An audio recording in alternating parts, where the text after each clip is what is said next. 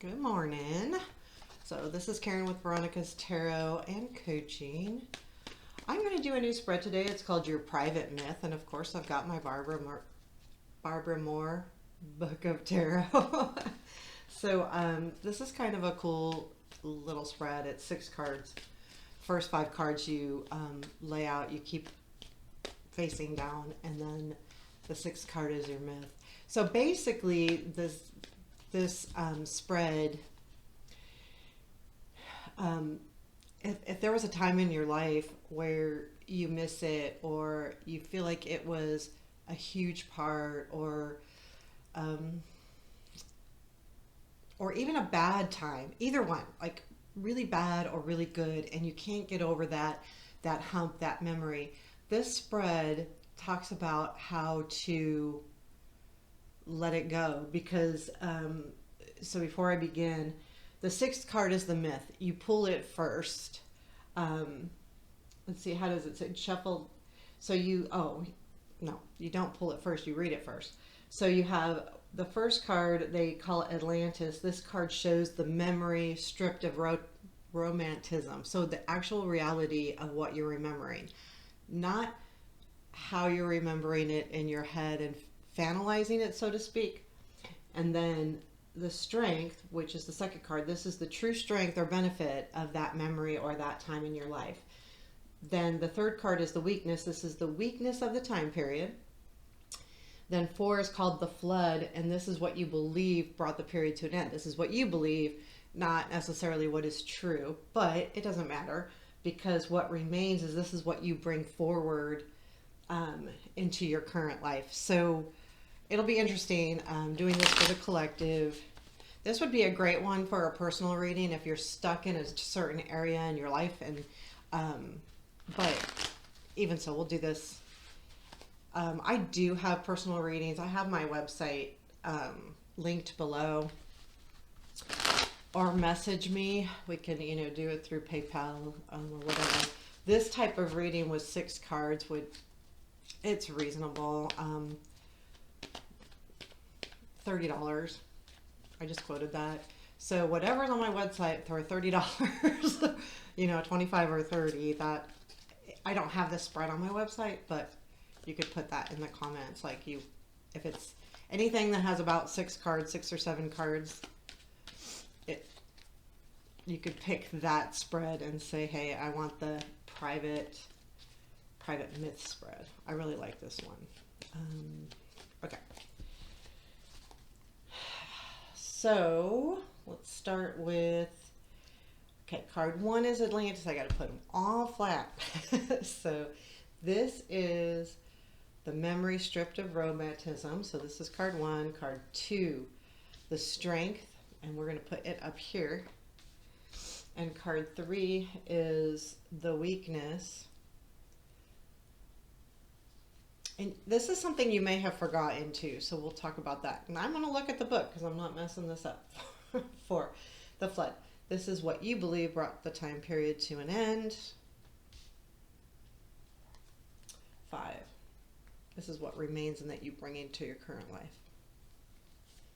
And then card 6 is the actual myth. This is what this card describes, your issue or your myth. And that's the King of Cups. I'm not reading the bottom of the deck because I don't know that this has anything, but I feel like this could be a strong figure in your life. So this is a myth of the King of Cups. To me, this is a time, and you got to make it so it resonates, but this would be a time where either someone was really a big part of your life, an emotional part of your life. Definitely could be love, definitely could be romance, but it also could just be someone that really took care of you. It could be someone at work that really was trying to bring you up, or it could be a time where this person failed you miserably. So it could go either way. But this is a time that you're romanticizing. You're thinking that it's more than it is. You're remembering it a certain way. So this myth is about someone in your life at a period of time that you were either head over heels about. This could be male or female. It also could be a time where you took on that persona where you were taking care of somebody, and you were the king of cups. You were that person. This as we read, we may do that, but this is the actual myth. So card number one, we're going to go to, this is the memory without the reality of the memory, and that's Seven of Swords. So realistically, the reality in this whole thing is, it could be that you were tricked, and I'm going there because the Seven of Swords could be you bringing back stuff into your life or taking back your life, but I don't believe that's the truth. I think the truth of this matter is that you could have been very well deceived. Someone could have been taking a piece of you, a part of you, and not being 100% honest with you about their intentions, or, and this again, romance, friendship, work, family, any of those kind of relationships. And so keep that in mind as you think about the situation, that maybe you were being taken advantage of. Maybe there was something taken that actually belonged to you. Okay, so your heart, or an idea, or a project that you really facilitated. And what that also tells me, that if that's the reality, how are you seeing that? Maybe you're seeing it as a gift, like you gave, or you're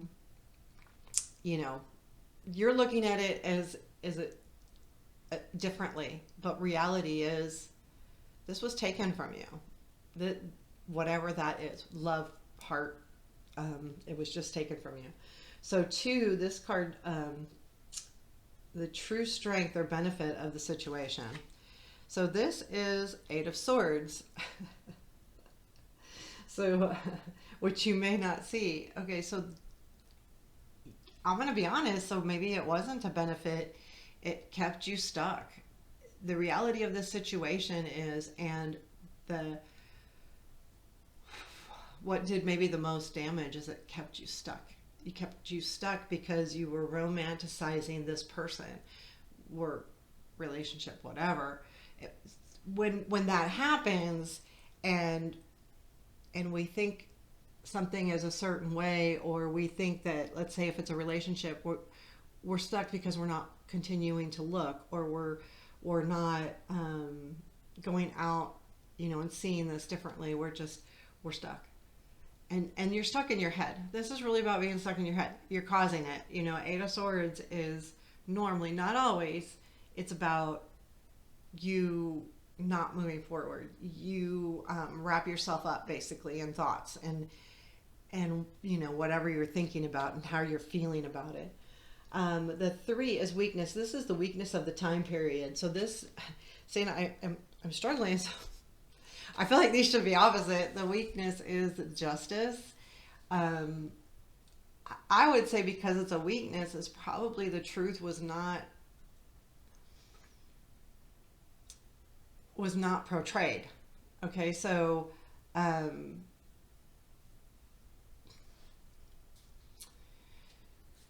justice is about the right thing.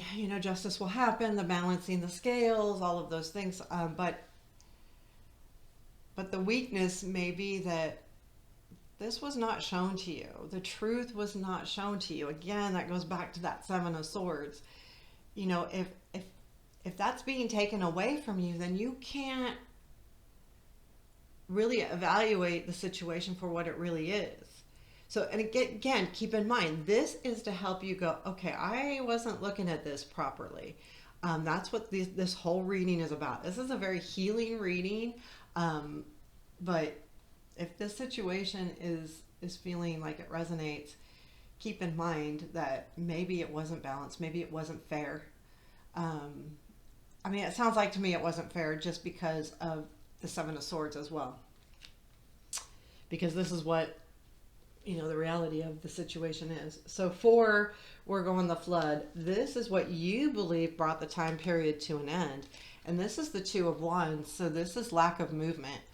So I would say that whatever this relationship is, whatever the situation is, it stopped moving.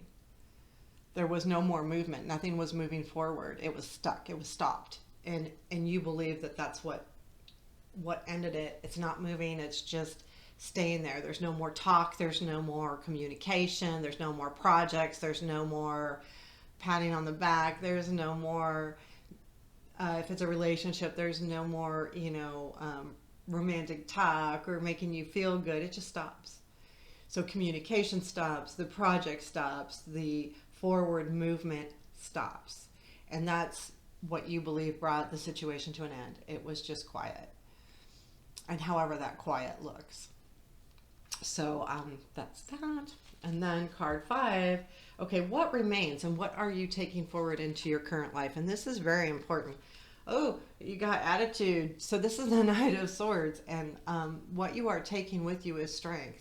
You're taking with you strength and kind of like this, I'm going to conquer this situation. So I would say if this situation resonates with you, you are working on healing from it already. And you're doing it with a vengeance. Not a vengeance, but with a lot of energy. I mean, he's a fast guy. He doesn't always think, though.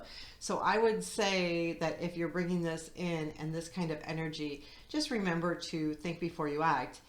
He's a smart guy. So you're bringing in, you're leaving this situation with intelligence. You're bringing that feeling into your current life. Just remember to... I don't know. This is good. Like, this is what you're bringing. Like, this is what you got. To go for it. Bring it in. Bring it in with everything you have. But I think it's giving you energy. And what you're bringing in is, I feel like you're just ready to slaughter. Like, not slaughter like in a death sense, but slaughter the idea. Slaughter, like, you know what? I got to start over. I got to do this differently. I got to think about this differently, yada, yada. So I really feel like that's what you're bringing in. You're bringing in this great, strong attitude. And I'd say this is pretty cool. Yeah, if I were to do this on a personal reading, I would say about 30. It could go longer on a personal reading because it would be very specific to you. But... yeah, I like it. Let me know if it makes any sense, it resonates. If not, do you enjoy the spread? The spread's kind of cool. I think I've done it on when I was doing the teaching spread, so it's pretty cool. So this is the Private Myth, and it's in the Barbara Moore Tarot Book of Spreads. I'm using the Mystic Dreamer Tarot, and that... Guess what? By Barbara Moore. I did not do that on purpose. So anyway, have a beautiful day. I hope you enjoyed this. Thanks.